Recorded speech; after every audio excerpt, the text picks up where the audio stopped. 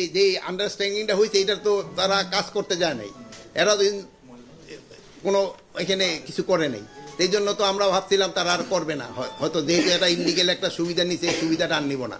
3 বিঘা করিডোরের ভিতরে যে 10 গ্রাম আঙ্গার পথে ওইটা পুরো পেটের ভিতরে চারোদিক দেওয়ারা আমরা হলো একটা মাঝখানে হ্যালো যে আমরা একটু এরকম একটা প্যাসেজ আছে ফেব্রুয়ারি মাসে যাচ্ছে এবং আমি ওই অলরেডি আমরা সেরে বলছি যে আমরা অলরেডি একটা চিঠি দিব যে ওইগুলি আমার যেগুলি অসম চুক্তি হয়েছে ওইগুলি যেন বাদ দেওয়া যায়। সাতক্ষীরা ক্ষেত্রে হলো নদীটার মাঝপথটা হলো আপনারই বর্ডার, সাতক্ষীরা যে এইটা ওটা নদীর মাঝপথ হলো এটা অগপারে এই যে এই জিনিসগুলি ওরা একটা ঝামেলা করছে, অধিকাংশ ক্ষেত্রে শৈল্যটাকে অধিক দূরত্ব কাটা তারা বেড়ানোর সুযোগ থাকা সত্ত্বেও কোনো করে নাই। আবার অনেক জায়গায় তারা ওই এই যে বললেন না হাই পাওয়ার নাইট ভিশন এইগুলি, বাট এটা যদিও অগ জায়গায় বসাইছে বাট এটাও বসানো উচিত না, এটা ক্ষেত্রে এরা কিন্তু বাধা দিলে অনেক জায়গায় আবার তারা বন্ধ করে দেয়। কিন্তু তারা তো সেই উচ্চ গতি সম্পন্ন ক্যামেরা দিয়ে বাংলাদেশের ভিতরে নজরদারি চালাচ্ছে।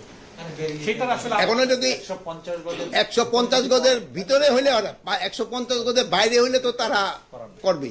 এখান থেকে এখন তো বলা যায় না, সব দেশের কিছু কিছু জায়গায় সবাই নজরদারি করে, আমরাও কিছু কিছু জায়গায় নজরদারি করি।